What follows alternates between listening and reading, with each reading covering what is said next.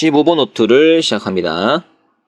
자, 오늘의 미션, 전류, 전압, 저항의 관계에 대해서 설명할 수 있다. 결론부터 말씀드리면 전류는 I로 표시하고요. 전압은 V, 저항은 R로 표시합니다.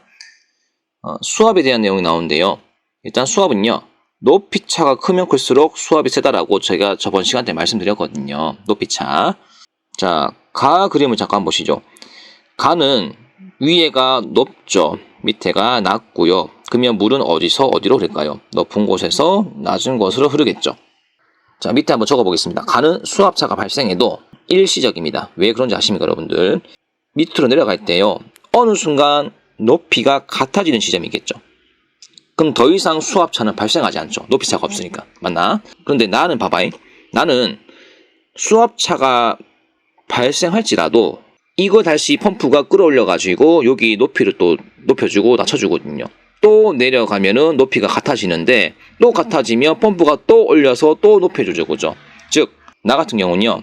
수압차가 발생하면요. 이게요. 한순간에 끝나는 것이 아니고 펌프 때문에 지속적으로 계속되는 거야. 맞나?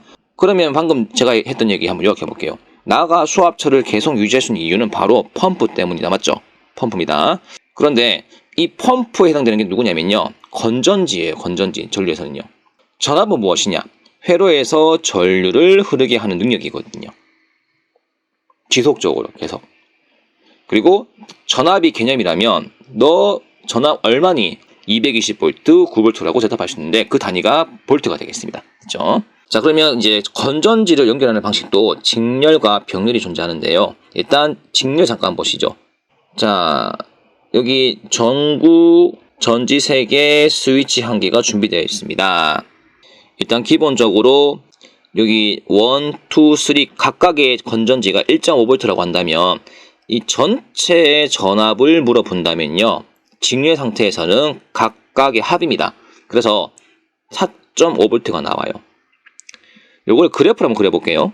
전지 개수가 1개일 때, 2개일 때, 3개일 때 여기 1.5, 3, 4.5가 되겠죠. 맞나? 이렇게 점을 찍어서 아마 이어주면요. 직선 형태가 나올 겁니다.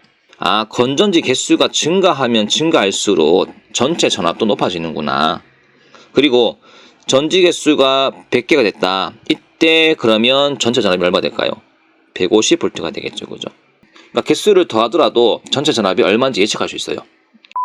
건전지를 직렬 연결했을 때 특징, 전압이 전지 개수만큼 높습니다. 물론 여기서 말하는 전압은 전체 전압을 말합니다. 전체 전압이. 다음에 사용 시간은 전체 전지하고 한 개 전지하고 같다는 얘기인데 이게 무슨 얘기냐? 여러분이 지금 여기 건전지 1개를 가지고 이 불을 킨다고 합시다. 이 1.5V 건전지를 1시간 썼을 때 이제 방전된다고 하자. 이번에 건전지를 1.5V를 3개를 붙여놓고 총 4.5V가 되겠죠. 4.5V를 켰다고 합시다. 이 전구에 불이 들어오겠죠. 그죠? 그럼 몇 시간 동안 불이 들어올 거냐. 그죠? 시간을 측정해보니까 1시간이 돼요. 그러니까 건전지를 1개를 사용했을 때 그 시간과 4개를 사용했을 때 그 시간은 같습니다. 여러분들. 물론 전구의 빛의 밝기는 달라지겠죠. 달라질 건데 시간에서의 약점이 있네요. 아무리 강해도 약한 놈과 사용 시간이 똑같다 하는 거. 됐나? 다음, 병렬 연결. 자, 이 녀석은 메리트가 뭐냐? 일단 여기 병렬 보이시죠? 1.5, 1.5, 1.5인데요. 그 전체 전압이 궁금할 거 아니가? 전체 전압은 여기 나와 있습니다. 한 개의 전지와 값이 똑같습니다. 전부 1.5V예요. 아, 여기 나오네. 요거 안 적었네. 요거 좀 적어주자. 전체 전압은 연결한 건전지 개수에 비례한다 하는 거 적어주십시오, 여러분들. 아, 이거 빼먹었네요.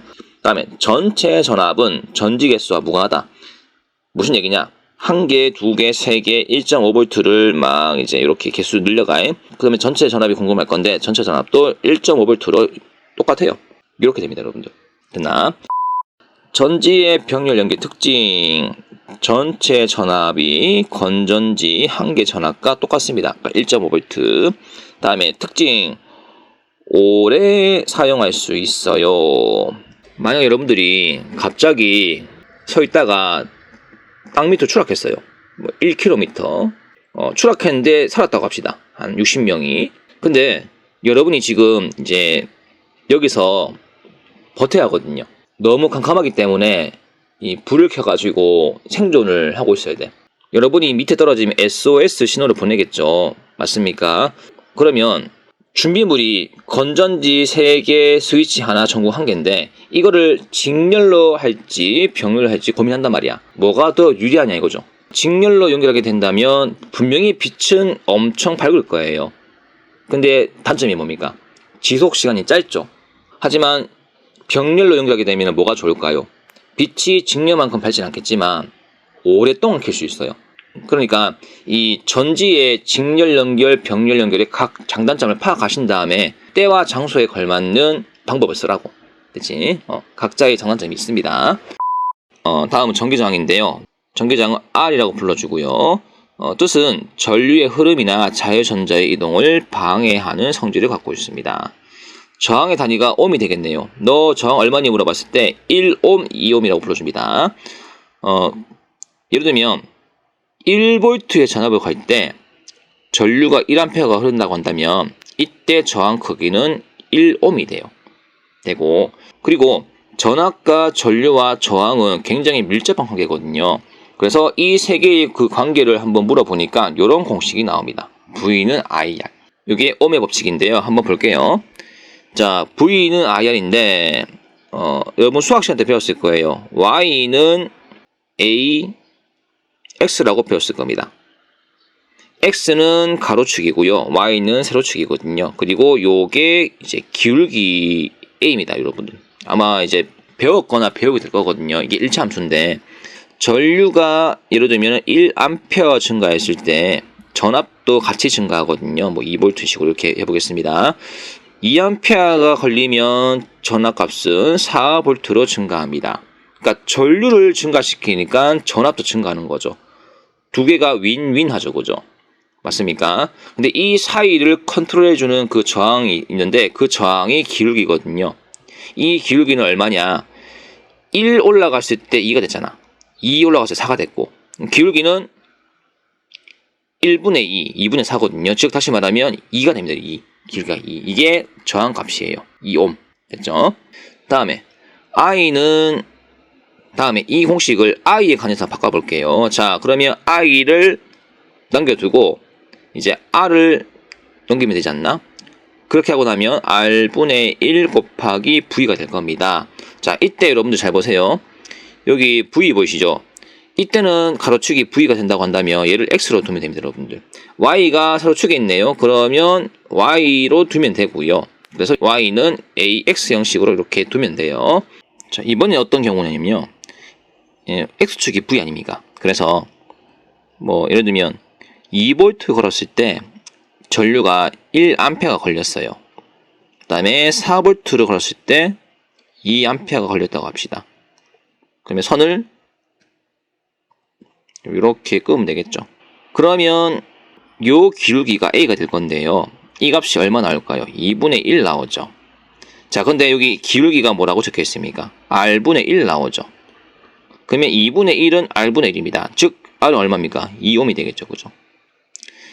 여러분 근데 요 두 그래프 있지 않습니까? 이게 사실은요. 요 왼쪽이랑 오른쪽이랑 거의 뭐랄까요? 데칼코마니거든요. 봐봐잉. 요 값이 이 값이랑 똑같아요. 보세요. 1A일 때 2V잖아. 1A일 때 2V. 2A일 때 4V. 2A일 때 4V. 그러니까 누가 X축이고 누가 Y축이냐 이것만 다를 뿐이지 값은 똑같다고. 정확값도 봐봐잉. 여기는 기울기가 그냥 R이었어요. 그래서 2ohm이었고 여기는 기울기가 R분의 1이지. 그게 2분의 1 나왔지. 근데 R값이 얼마인데? 2 아니가. 그죠? 요 두 개는 여러분들 그냥 데칼코마니. 기울기가 R인지 R분의 1인지 요것만 여러분이 잘 분별해가지고 보라고. 뭘 물어보는 건지. 됐나? 세 번째 경우는요. 제가 요거 좀 잘못된 건데 요거 좀 바꿔줄게요. 여러분. I로 바꿔주겠습니다. 그리고 요 V는 IR을 R에 관해서 바꿔주면은 I분의 V가 나오거든요. 됐나? 그리고 요 경우는 이제 어떤 경우냐면 여러분이 스피커 볼륨 아시죠? 스피커 볼륨을 낮췄다가 높이는 그 상황일 때 쓰는 건데요. 여러분 그 스피커에 꽂는 전압이 얼마입니까? 걸리는 게 220V죠. 맞습니까? 그러면 220V는 고정입니다, 여러분들. 요 문제 푸실 때 V를 일정하다고 한번 이제 적어 볼게요. 요 값은 변하지 않습니다, 여러분들. 고정이고. 그러면 이제 뭘 보면 되냐? R하고 I 관계는 반비례 관계인 거 아시겠죠, 여러분들? V가 일정하니까. 자, 만약에 I가 1 암페라고 합시다. 그러면 R 값이 얼마입니까? 1옴이 나오겠죠. 맞나? 다음에 I가 2암페라고 했을 때, 자, 이때 R 값이 얼마입니까? 2분의 1 아닙니까? 그죠? 그럼 이 절반 값이 되겠죠. 2분의 1. 맞나? 만약에 I가 3암페라고 합시다. 그러면 3분의 1 더 내려가겠죠. 그죠? 즉 무슨 얘기냐? R하고 I는 반비례 관계이기 때문에요. 그래프가 요렇게 됩니다. 여러분들. 요렇게. 반비례 특징 아닙니까? 예를 들면 이 스피커 볼륨이 있는데 여기가 0이고 뭐 소리가 0이라고 하자. 이렇게 눈곱이 맞춰져 있다. 자, 이때는 뭐냐면 전류가 빵이고 저항이 최대일 때의 상태입니다. 그런데 소리를 이렇게 키워주면 점점 소리가 증가하죠, 여러분들. 그게 보통 그런 줄 아나? V 값은 일정하거든요. 요 두 개가 치고받고 싸우는 거야. 즉 전류가 증가하면 저항이 작아지거든요. 소리 쭉 키웁니다. 끝까지 갑니다, 여러분들. 끝까지 가면 이게 뭐냐? 전류가 최대고요. 저항이 최소가 된 지점이거든요. 그러니까 전압이 일정한 경우는 전류하고 저항이 서로 반대로 갑니다. 내가 크면 넌 작아지고 네가 커지면 난 작아지고 이렇게 완전 데스매치거든요. 제로 게임. 아시겠죠? 신기하지 않습니까? 우리 그 사소한 이 스피커 볼륨 높이는 게 이런 과학적 원리를 담고 있다 하는 거. 맞지? 다음에 문제 바로 풀어볼게요. 이런 전기 회로가 있습니다. 첫 번째 물어본 질문. 전류가 3A, 전압이 9V다. 저항 크기를 물어보네요. 공식 뭐 쓸까요? V는 IR. 이것만 외워놔야지. 그러면 다 대입해. 전압 9, 전류 3, 저항 몰라. 저항 값은 3옴. 됐지? 다음에 요거 풀어볼까? 또 V는 IR 적고 숫자 다 집어넣어. 저항이 2옴입니다, 여러분들. 전압이 3V고요. 그러면 I가 얼마냐 이거죠. 그러면 I 빼고 다 넘겨. I 빼고 넘기면 2분의 3 아니가? 물론 I의 단위는 암페어가 될 거고요. 1.5암페어가 되겠네요. 그죠? 다음에 얘 볼까요? 또 V는 IR 적어요. 자, 전류값이 3암페어입니다. 여기 적으시고 저항이 3분의 2 옴입니다. V 몰라요. 약분해주면 얼마 나옵니까? 2V 나오죠. 그죠? 됐나? 쉽지 그지? 그냥 공식 3개 중에 2개 집어넣고 1개 구하는 문제야. 저항의 크기를 결정짓는 두 가지 요소가 있습니다. 보통 구슬이 이 못 사이를 지나가는 것과 많이 비유하는데요. 일단 보시면 자, 구슬하고 원자랑 이렇게 동급 취급합니다. 이 터널 안에 못이 박힌 것처럼 도선 안에도 원자가 박혀 있거든요. 원자는 쉽게 말하면 누군가를 방해할 수 있는 도구도 되거든요. 그 다음에 구슬은 자유전자의 비유가 됩니다. 선생님, 자유전자는 또 뭡니까? 전자가 아니고? 요게 뭐냐면요. 요거는 금속 원자에 들어있는 전자를 의미하는 건데, 예를 들면은 금속 중에 뭐가 있습니까? K라고 합시다, 여러분들. 예를 들면 뭐가 있냐면요. 금속 원자 중에서 철이 있다고 합시다, 여러분들. 그러면 여기 전자가 있을 건데, 이 금속은 참 좋은 게 뭐냐면 서로 이렇게 이제 원자끼리 이어져 있을 때요. 여기 있는 전자들이요. 얼매지 않고 이 주변을 바닷가에 막 서핑하듯이 자기 마음대로 움직일 수 있거든요. 거의 대부분 금속 원자들이 그래요. 그래서 이런 전자들을 자유롭게 움직인다 그래가지고 자유전자라고 불러줍니다. 자, 어쨌든 구슬이 지나갈 건데, 자, 구슬 지나갈 때 방해 요소가 뭡니까? 못. 맞죠? 또는 원자 핵이 되겠지. 맞나? 자, 어떻게든 방해하려고 합니다. 이게 저항인 거야. 다음에 빗면 길이가 길어지면 이제 어떻게 될까요? 만약에 여러분 이게 차가 지나가는 길목이라고 했을 때 또 길이 느려가지고 못을 이렇게 갖다 놓습니다. 그러면 얘 입장에서는 겨우 지났는데 또 저항이야. 또 막혀 있어. 그러면 심란하지, 그지? 그지? 저항이 증가하는 거야. 빗면 길이하고 통로 길이가 길어지면요, 그만큼 저항값도 커집니다. 자, 그럼 요 내용을 그래프로 한번 표현해 볼게. 요 네 번째 내용을. 자, 도선 길이에 관한 건데, 일단 단면적이 일정하고요. 요 도선이 있을 때 단면적은 일정하다 가정하에서, 자, 길이가 길어지면 길어질수록, 뭐 1m, 2m 길어지면 길어질수록 저항값은 당연히 커지기 마련이야. 그래서 구슬 입장에서는, 전자 입장에서는 쥐약이죠. 길이가 길수록 힘든 거야. 자, 다음에 빗면의 폭. 자, 요게 1차선인데 만약에 여러분이 옆에다가 차선을 한 개 더 갖다 놨다고 합시다. 자, 지금 차가 운전하다가 1차선만 가면 힘든데 옆에 뭐가 있으면 2차선이 있죠. 3차선이면 완전 땡큐지. 그러니까 좀 더 원활하게 갈 수 있는 거야. 맞나? 자, 빗면의 폭과 통로의 폭은요, 결국은 도선의 단면적에 반비례합니다. 단면적이 커지면 커질수록 저항이 작아지거든요. 완전 땡큐지 뭐. 얘는 노 땡큐고 얘는 땡큐라고 하는 거. 맞나? 그래서 빗면의 기울기를, 자, 다음에 빗면의 기울기가 있습니다. 여기 벽돌 두 개 보이시죠? 벽돌 두 개를 이렇게 끼웠을 때 생기는 각도가 있을 거 아닌가, 그죠? 각도가 크면 클수록 구슬이 내려갔을 때 그 파워가 장난 아니겠죠, 그죠? 이 기울기가 곧 누구냐면요, 전압에 해당됩니다. 전압이 높으면 높을수록 이 구슬에 주어지는 힘이 세겠죠, 그죠? 파워가, 에너지가. 자, 이렇게 비교한다 하는 거 기억하시고, 그 다음에 제가 요거를 공식화 좀 시켜볼게요. 저항은 어떤 녀석한테는 비례하고요, 어떤 녀석한테 반비례하거든요. 요거를 한번 적어보자면, 일단 저항을 키우는 요인이 누굽니까? 길이 아닙니까? 길이. 길이가 영어로 이거 이렇게 됐지. 다음에 저항을 감소시키는 요인이 누굽니까? 단면적 아닙니까? 단면적을 보통 대문자 S라고 불러주거든요. 요걸 한번쯤 여러분이 기억하시면 될 것 같습니다. 됐나?